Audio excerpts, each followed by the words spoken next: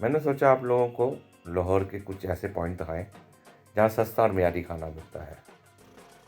China चौक से चाइनी मरकज़ की तरफ आएँ।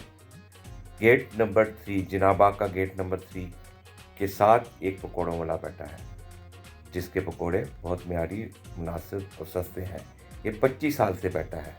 इसका घी भी बहुत साफ़ सुथरा है।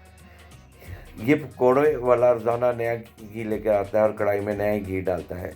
इसके नए घी की सफाई का मेयार आप देख सकते हैं, कितना साफ़ सुथरा है। और मियारी बेसन के साथ मिर्च में मिला के पकौड़े बनाता है। आलू और प्याज के साथ मिला के पकौड़े भी बनाता है, बैंगन तलता है, आलू की टिक्की बनाता है। ठीक है, ये 150 रुपये में एक आम आदमी घर आसानी से इस पेट भर के खाना खा सकता है। इस इसकी चटनियाँ भी बहुत मज़ेदार हैं। ये 2 किस्म की चटनी बनाता है, पुदीने, अनारदाना और दही की चटनी बनाता है और साथ ही आलू बुखारे की चटनी बना के पकौड़ों के साथ देता है।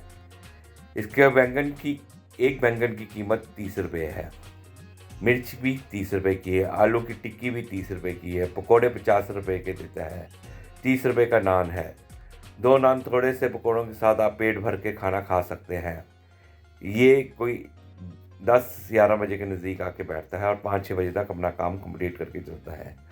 इसके में ये देखिए बैंगन बना रहा है, बड़े प्यारे तरीके से बैंगन बना रहा है। इसके बैंगन इसने बना के रखे हुए हैं और ये मिर्चें अब बना रहा है। इस मिर्च में इसने मसाला भरा हुआ है हरी मिर्चों में, ठीक है, और इसको ये बेसन में डुबोया और ये निकाला। इसी तरह ये बैंगन, आलू की टिक्की और पकोड़े निकालता है। ये पकोड़ों का मेयार देखें, ये इसमें इसने थोड़े सा तल के वो बनाया हुआ है बेसन को, जो गर्म करके चेक करता है, ठीक है। और ये प्याज है इसके अंदर बैंगन है। इसने काफ़ी कुछ इसमें मिक्स किया हुआ है पकोड़ों में। ये पकोड़े का नमक मिर्च इसका बड़ा मुनासिब होता है। ये आप खाएं, एक दफ़ा ज़रूर खाएं इसके आके, इसका टेस्ट बहुत मज़ेदार है। ठीक है, सस्ता खाना 130-150 में आप आराम से पेट भर के खाना खा सकते हैं इसके पास से। ठीक है, ये इसने देखें गरम तेल में इसने मिर्चें को पहले मसाला भरा हुआ है, उसमें उसने बेसन में डुबोई है और ये इसने तेल में डाल दिया है। इसका मेयार आप आएँ ज़रूर खाएं और इसके आगे भी मेरे नई वीडियो का इंतज़ार करें। मैं कोशिश करूँगा आपकी अच्छी और मेयारी वीडियो लेके आऊँ।